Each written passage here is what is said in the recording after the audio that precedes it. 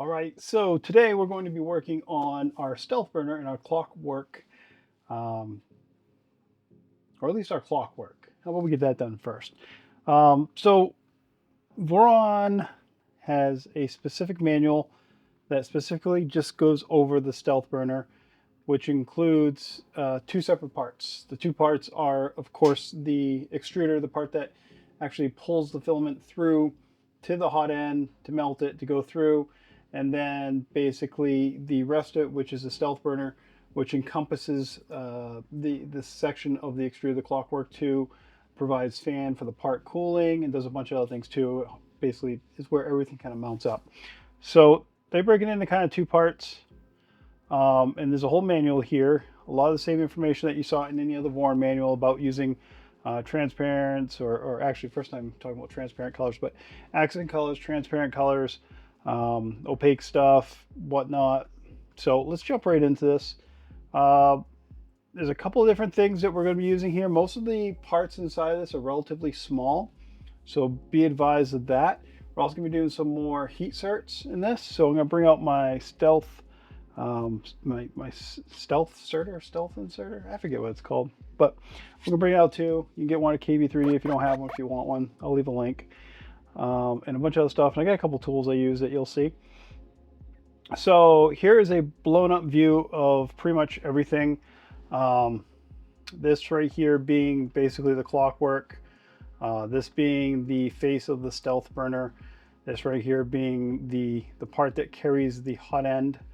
And then they're showing an ADXL sensor mount on here, which you can or can't use depending on, well, can use if you'd like to, or if you have another board that has that, and you'll use that if you want to for input shaper. So there is clockwork too, and that's what we're going to focus on right now.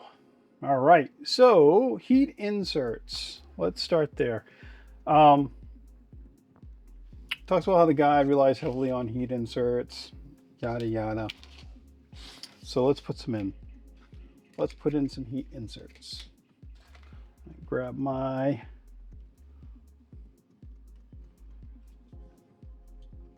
unit here, and these aren't overly difficult.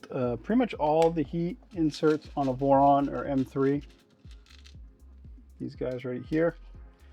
There are a couple different types of heat inserts, and you want to make sure you get the right ones. Basically, ones that have the cuts in the sides of them that go at opposing angles, so they melt in both on the righty tighty, lefty loosey.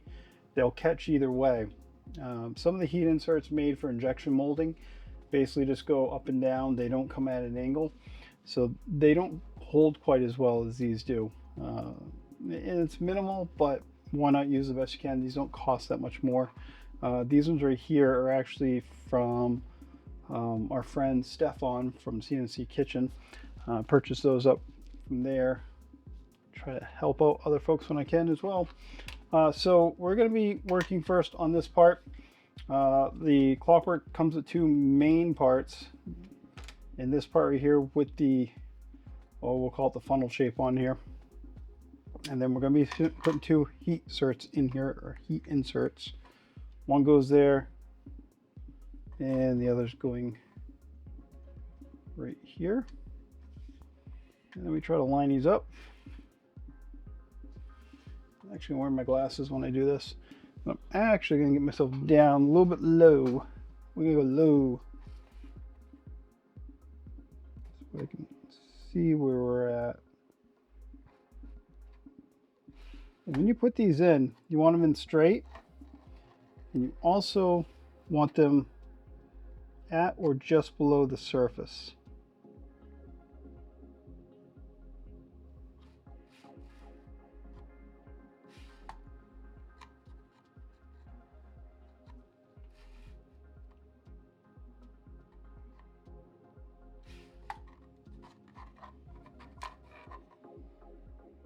The reason I got down here so I could eyeball these straight up. So there we go, we got those two, and then we got to put one more here, this odd one. Try to get this angled right here so I can see where we're at. It's right here for the thingamajig screw. I don't know if that's exactly what it's called, but it's close to that. Of course, if using an inserter like this, you got to hold this at a funky angle. If using you can use just a soldering iron if you like to. That works pretty much as well. You just got to be a little bit more careful about getting them in straight.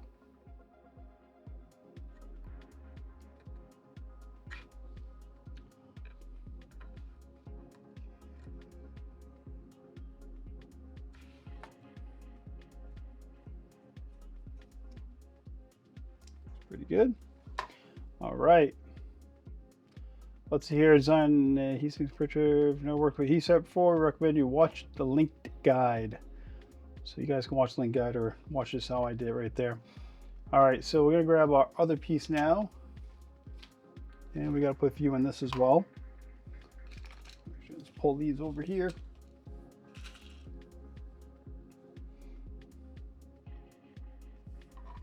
And it's gonna go here.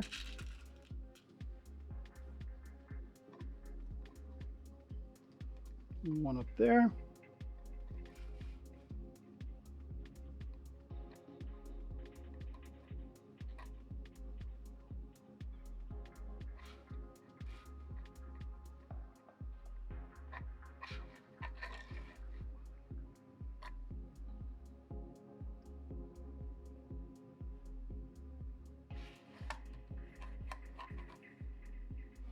There we go, nice and flat. We gotta get one over here. That one's kind of scary to me because of the fact that there isn't a lot of plastic around it. So you want to be careful about those areas. Easy to deform the plastic. And if your printed parts are decent in quality, your heat insert should kind of hold itself in because of the way they're shaped. So that looks good. All right, and on the back side of this one, I'm gonna put a few into that as well. 3 more here.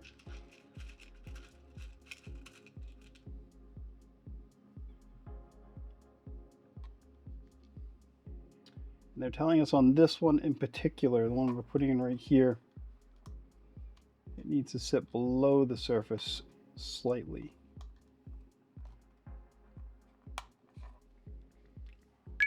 So we'll make sure we get that one slightly below the surface. And same thing with this one right here. Slightly below the surface. So let's do the normal one first.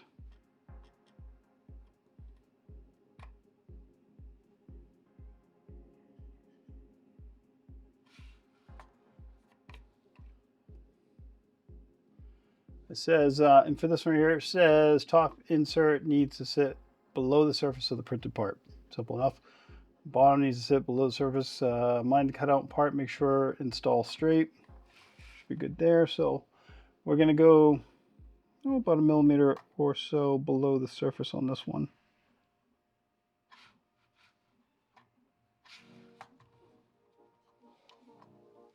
They don't really dictate exactly how far below the surface, so got about 1 millimeter, maybe 1.5 millimeters on that one.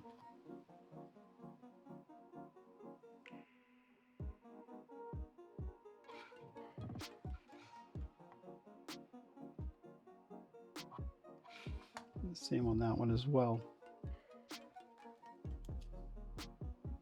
Yep. All right.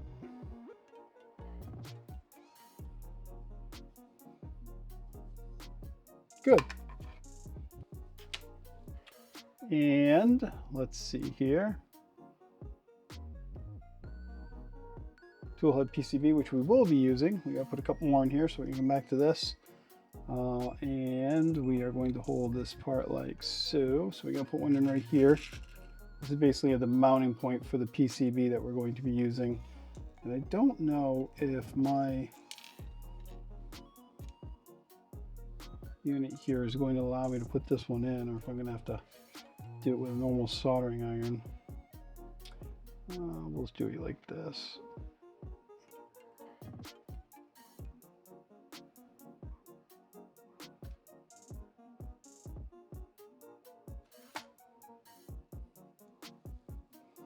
a little bit out of whack, so let's pull it back in just a little bit. I think that's pretty good. Sometimes you want to check these, you can just put a little screw in them and see if it looks straight. Looks pretty good.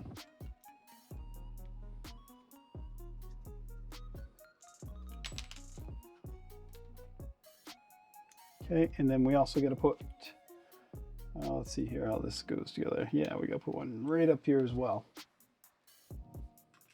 It's a little bit easier to get to.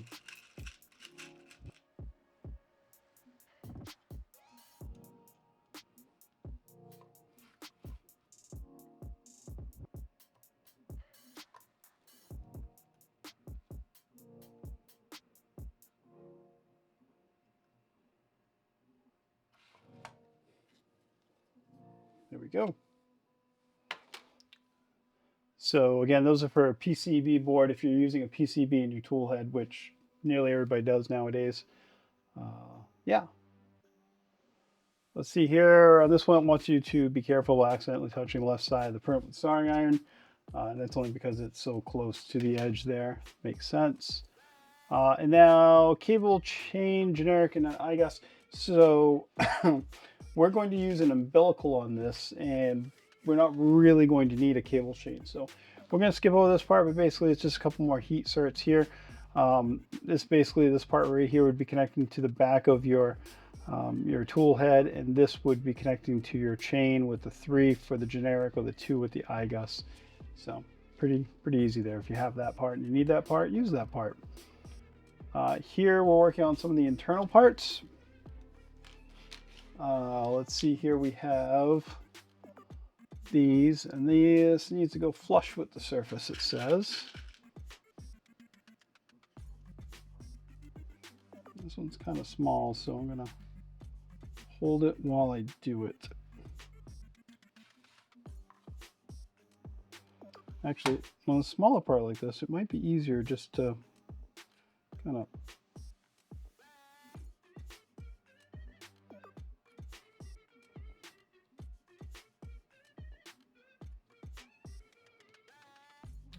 use the part instead of the unit. So there we go on that one. And then here, another internal piece. Let's see here, position it so like that.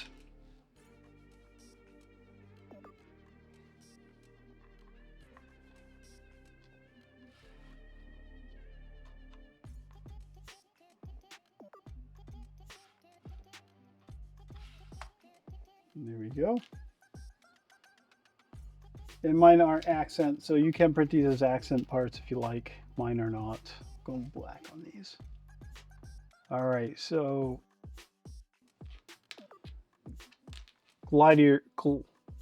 guidler arm. So this is sometimes used as a precision test for your printer. See how well it prints. And basically the reason for that is these fit really snug together, but they do fit together. So basically what you want to do is just kind of see how well they fit. You should be able to snap them together. And mine seems to be getting held up on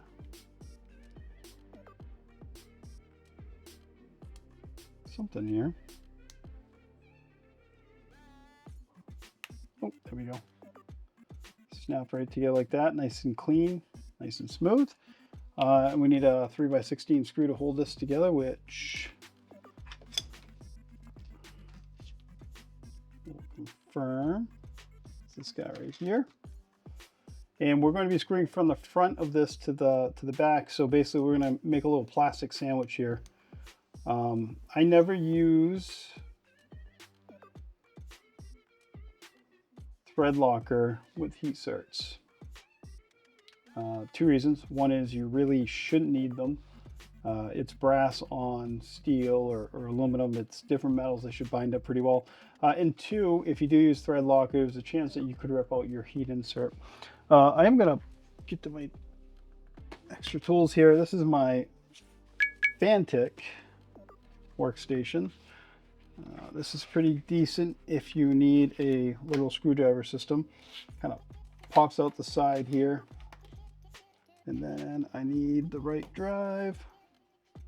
Let's see.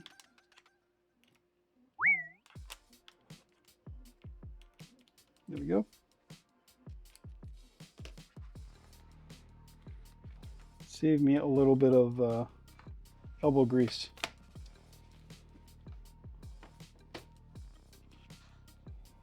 So we're gonna drive that right in.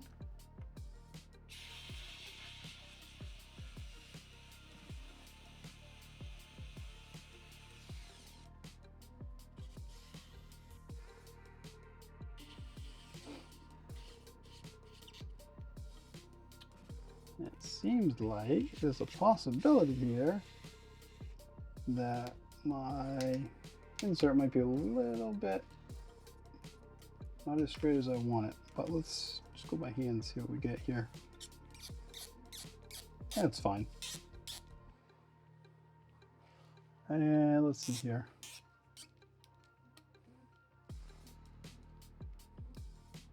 Nice and tight, perfect. There we go. The good thing about having one of these little screwdrivers like this is it's not so powerful that you can strip a lot of stuff out, but it is powerful enough to get most of the screws most of the way in, so you can finish off by hand. So that's our guidler arm. Okay, so now we're going to be working with some of the Bontech parts. So here's the thing. Let me fix my chair up a little bit here. Here's the thing about Bontech parts. You can buy aftermarket similar parts, but this is one of those places that you probably shouldn't skimp out on. These are pretty precision machine parts. So we have here a secondary drive gear, and then we have these little bearings you want to be careful with. Now these come pre-lubricated from what I understand, but I like to put just a little bit of silicone lubrication on these bearings. Just going to douse them like that. Grab a paper towel. Just going to run them around a little bit. This might be the last time you get an opportunity to do this for a long while, so not a bad idea to put a little light lubrication on those. So let's see here. We're going to do what the photo shows. So we're going to grab our guidler. There. We're going to grab our shaft with the bearings on it. And we're going to insert them inside of this drive gear. And basically what we're looking for is this to spin very freely. This is just basically a secondary. It has no purpose other than to basically help along with the actual drive. The drive will engage this. This will help pull the filament through.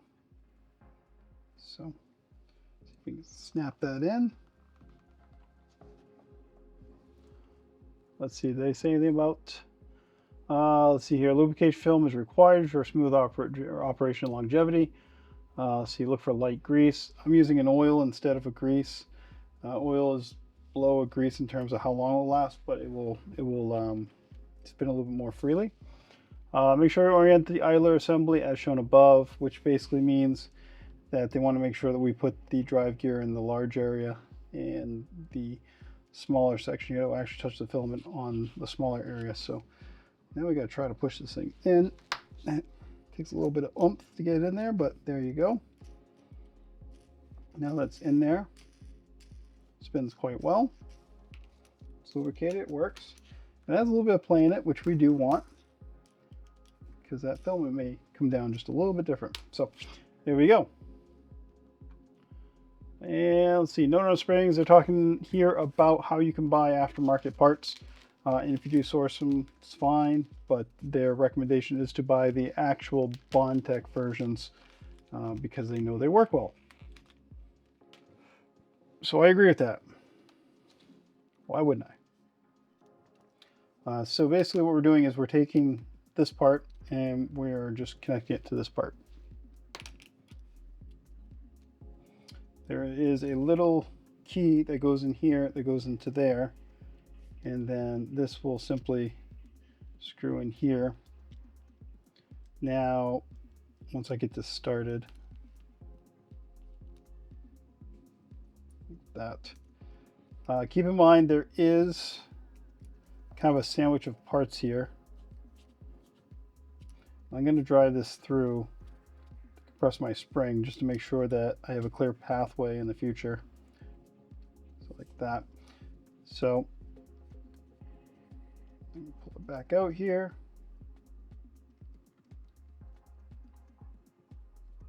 Okay, so there is the thumb screw, the spring, screw that goes through, and then a washer that goes in there. So that's the sandwich that you should have, and this will actually compress and move.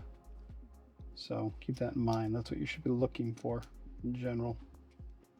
Okay. And let's see. Now we're going to put the IDGA, which is a drive gear and 2 bearings. Now let's see here. Says bearing must slip on off shaft, allow them to center. Pressing bearing shaft will damage them. So basically they want to make sure these go on without much pushing happening. So that one goes on pretty well on that side. And this one, yeah, they both go on pretty good. So I don't think any sanding is needed in this particular case, but if you did, basically just take a little bit of sandpaper and you want to sand around that evenly. You may even want to just, I don't know, it'd be really tough to sand these parts, but if you had to, you have to. And it's mentioned, so you might have to. So we're going to press these bearings into the parts here. So the first bearing we're going to push in is right here.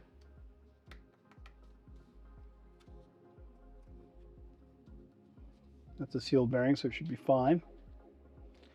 Fully seated plastic pocket, yep. And then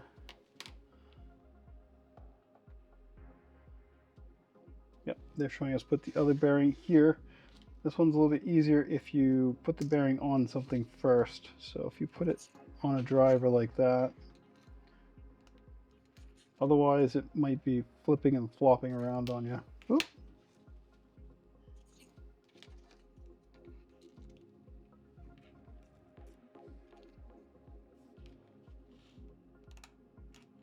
Like that. And they want us to put the, what do they call it? They call it the, they're not calling it anything yet. This little screw here. It has a name, I just don't remember what it's called.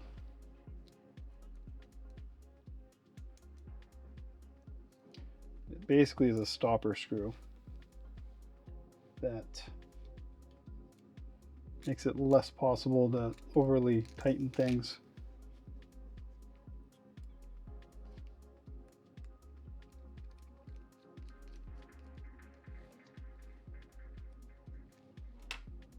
Like that.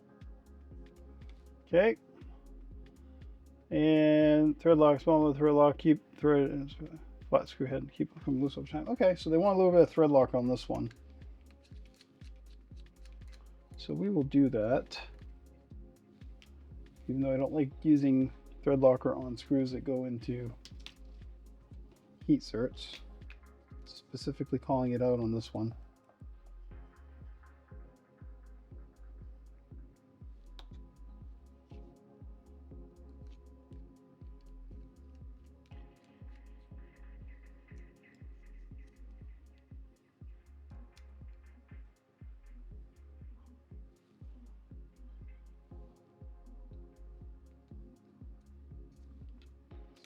That.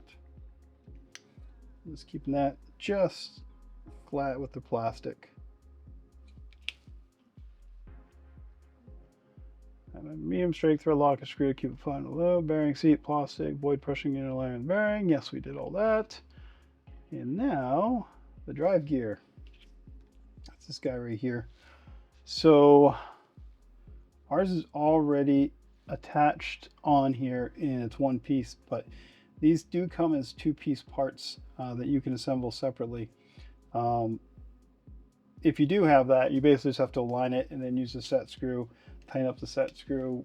I believe it's going to be a 1.5. And you get in there and you tighten that up to the proper location. Ours is already on here, so we have to do that. We also have to do the spacing on here. If you did spacing to basically what you're measuring is the inside of the drive to the center of the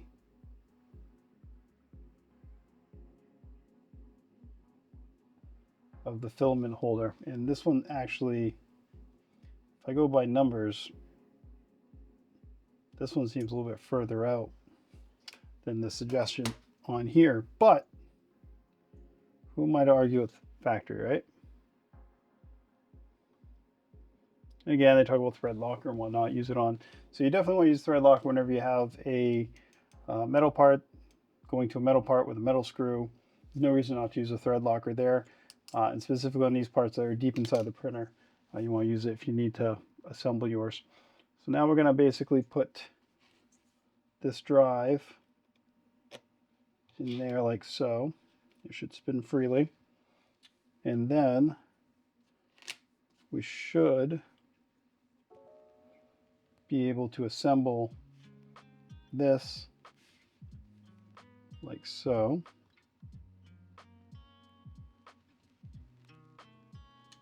And if everything lines up properly, they should be keyed in here, and it should also go directly in to our part, and this should spin freely, which it does. So it looks pretty good. And what we've done now is we've basically geared this down so that when this gets driven, you'll gear it down to mesh with this other gear that's in here, and then together using these smaller teeth on the inside and a variable amount of pressure from this screw will feed the filament down through here and pull it down through as a direct drive. So it's a very short portion between where this drive mechanism is and where the filament's coming out of the printer into the hot end. So that is that sandwich right there. So now we're going to do a couple of M3x25 screws, which I believe are these ones. Yep. And we're going to work from this side. And the first one we're going to put in is over here.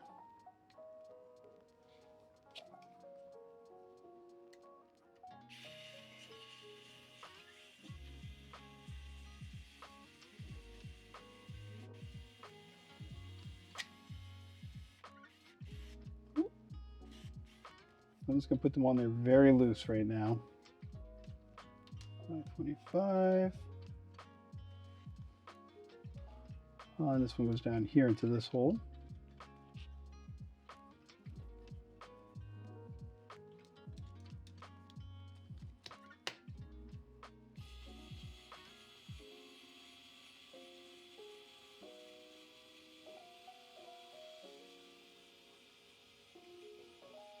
Those holes are a little tight, so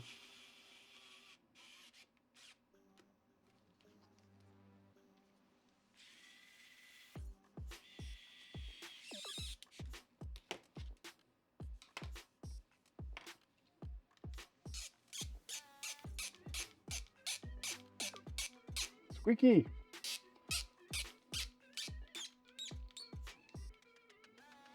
When that happens, it tends to be because you have a little bit of plastic on the screw. So it's kind of like a nylock in a way, because my holes here aren't overly deformed, but you're going to pick up a little plastic as you go through, and some of that plastic is going to catch up. And again, another reason why you don't really need to use thread locker on these.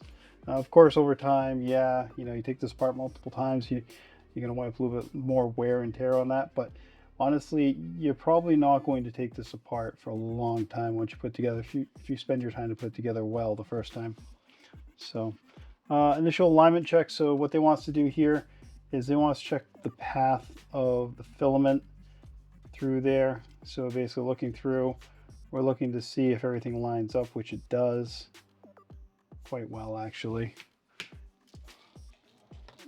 We're going to need that in a few moments. Give myself the benefit of the doubt. I will straighten it out a little bit.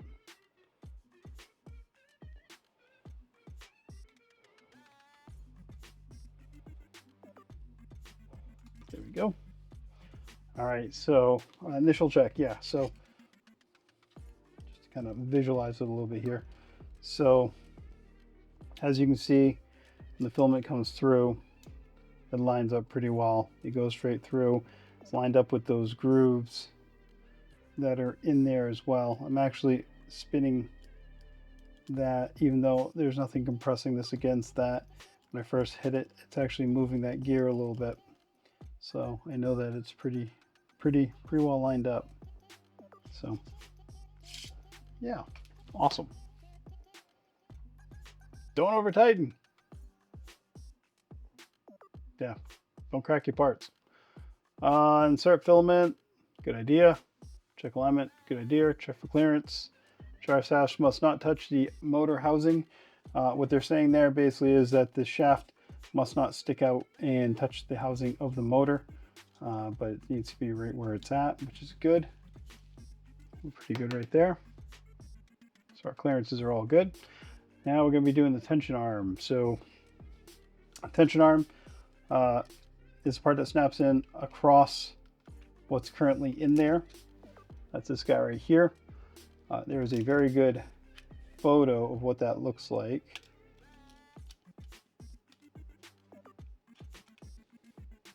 Which is right here. Gives you a good cross-section view of what that looks like. Basically, the part is going to seat in like so. So it's going to fit all the way in there. And right now, if we went ahead and we insert filament, there's going to be a little bit of drag, but now we're 100% because we're encompassing that filament as it goes around. And if I squeeze on it, you know, I can make it so I can pretty much hold that filament one side or the other. But that goes there. And then we need M3 by 25, which I think, yep, it's that one right there. And we're going to be going from this side through here. That's going to hold the bottom of that piece in. If we have it lined up okay.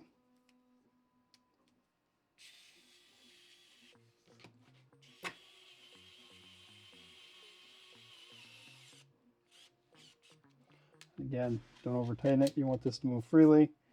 We just want to make sure we have it tight enough.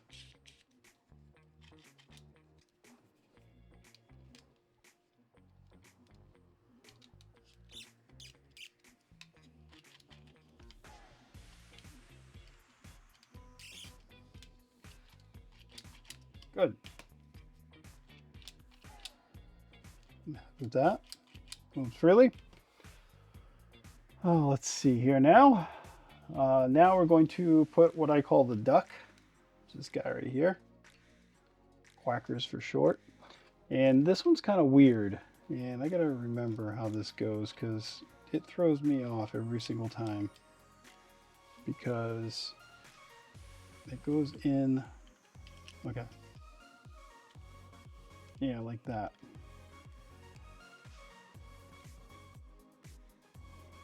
But it fits in. There we go. Yeah, okay. So it fits in. So if you leave it vertical while you're doing this,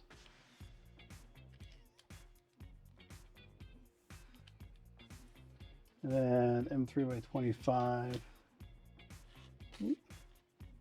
M3 by 25. It's M3 by 30. M3 by 25. I think I shorted myself by one. No, we'll just grab one.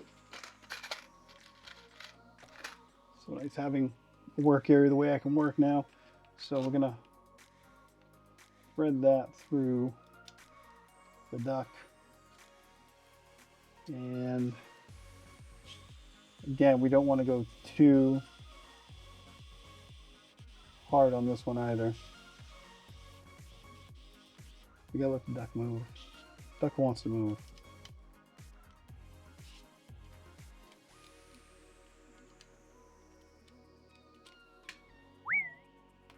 There we go.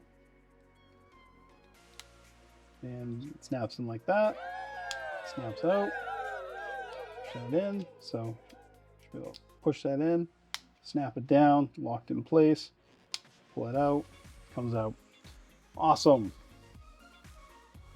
See, tension mechanism, tension knob, turn the knob clockwise, increase tension. Too much tension result in printing issues. Anti-squish thingamajiggy. That was that screw that we put in. Softer and flexible materials will deform. Screw poorly on too much tension. Clock tooth adds an adjustment feature. Minimum distance between drive gear and idler. So that is that small little screw that we put in. You can get to it through right here. We did put a little thread lock on there. Basically, it allows you to do a little bit more fine tuning as to how things come together, because it stops this from going further than you'd want it. But I got to be honest, I rarely use it. I understand the idea of it and the addition of it, but I don't print a lot of flexibles for one, but I don't use it. So, but it's there. So we'll put the Nemo 14. Before we put Nemo 14 in, what I want to do is unlatch it, and I want to put filament in, and then I want to latch it, and then kind of see that's really tight. So I'm going to loosen this up a little bit, and then let's do it again. There we go. So when you do that, you should see little bumps on your filament. Now they shouldn't be digging in. They shouldn't leave any plastic behind, but it should be enough so that you see it gripping. And it's almost like one of those pull string flying toys, because basically as you pull this, because of the gear ratio, this gear up here is going to be moving really quickly. So that is working very well right now. So pull that back out. And we got to get our NEMA 14 stepper, which I believe is right here.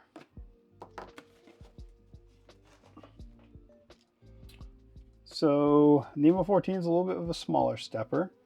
It's a pancake unit. And the big thing here is we're going to make sure we mesh it up properly. And there's some adjustment to be had to enable us to do that. So let's look here. They're actually not showing much. They're putting the first screw in, so this is M3 by 30, which I think is this screw right here. So we're going to put one screw in for now, and it's going to go all the way through the whole unit.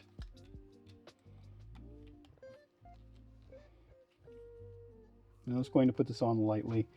And actually, this is one of the screws where I am going to put a little thread locker on it. I've never had a stepper motor get loose, but why start now? And if you are worried about that thread locker in your plastic, go ahead and just give it a wipe down when you're where you want to be. All right, so I got that.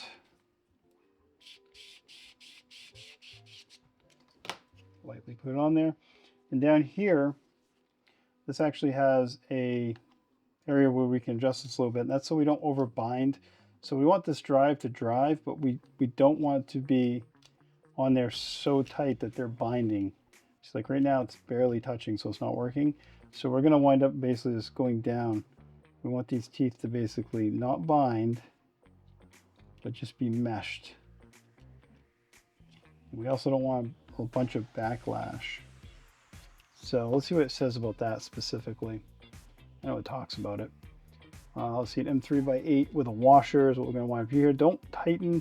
Let's see, it tells us not to tighten it. We're going to go ahead and get this in here. We'll do exactly what it says. So we're going to put this down through here. So this is an M8 with a washer.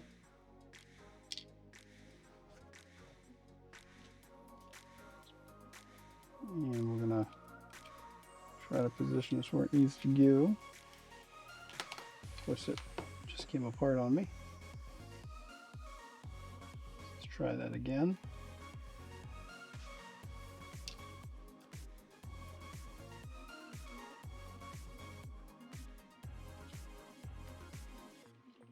There we go. All right. We're not tightening that.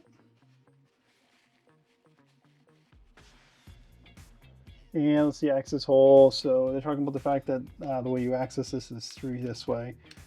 So you get the ability to tighten it up as you need to through here. But I believe, yeah, right here. And I'm going to read this kind of verbatim so that we're all on the same page. It says, set gear meshing, adjust the stepper motor position so that the motor and extruder gear teeth fully mesh overlap with each other. There should be a very small gap between the faces of the teeth gear and the gears turn, not pressed tightly against each other.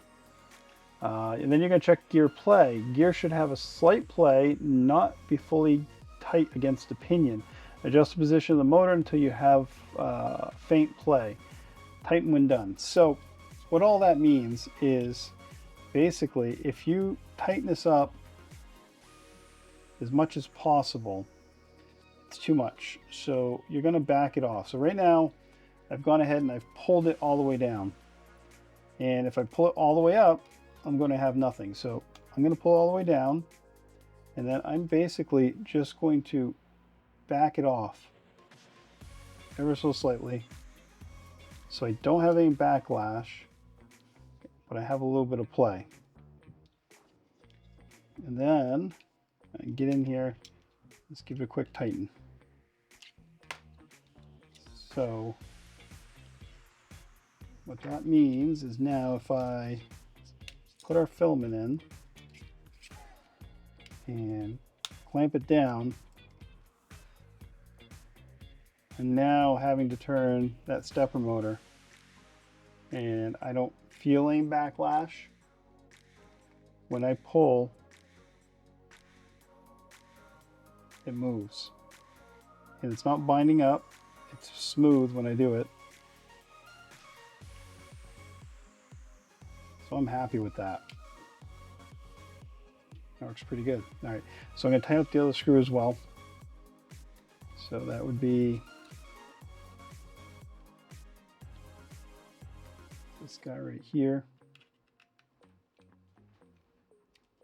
And then tighten up this one last time.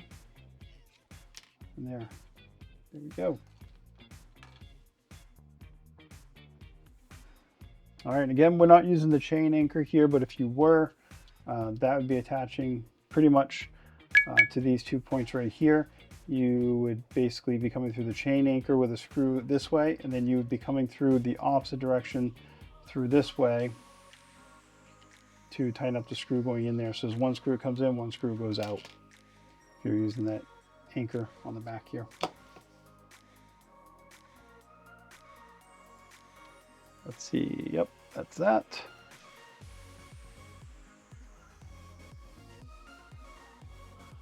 And then, where did we put that one in? Nope, we gotta put that one in too.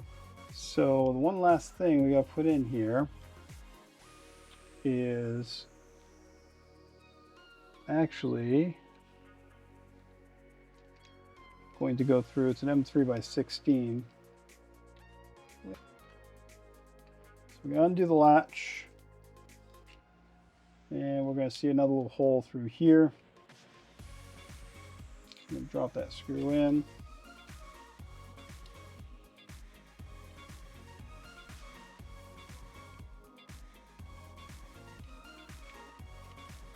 And that's That's going to be for the cable cover once we get to that point.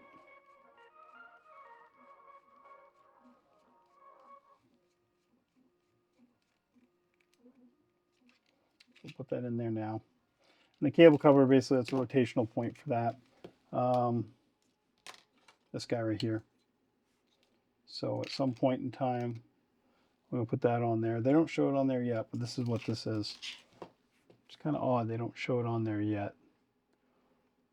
Well, there it is. All right, so don't know why they did that across 2 pages. I'm gonna go ahead and loosen this back up. I don't think I can reach it with this.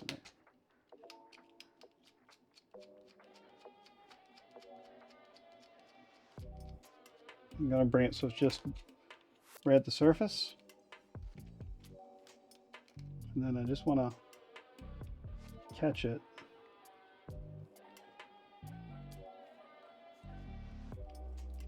And it's plastic in the plastic, so be careful.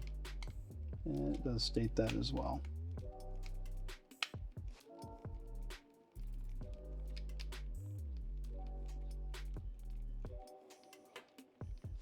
It's plastic in the plastic. It's pretty thin plastic too, so.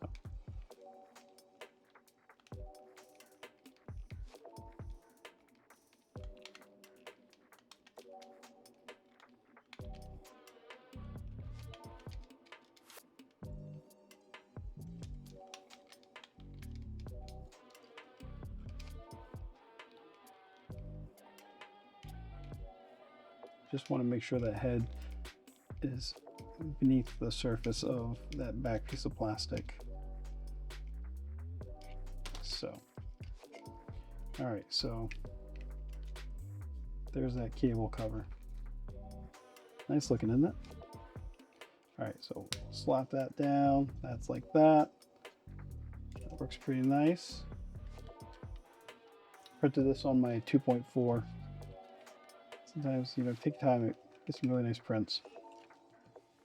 And last things here, we're going to use an M3x6 button head screw for this little tiny guy down here.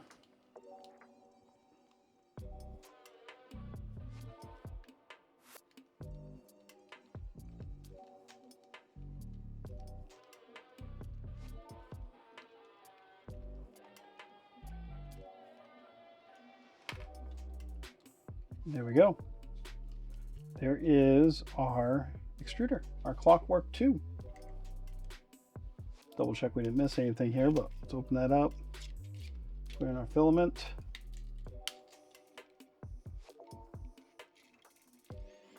Very nice. All right, so we got,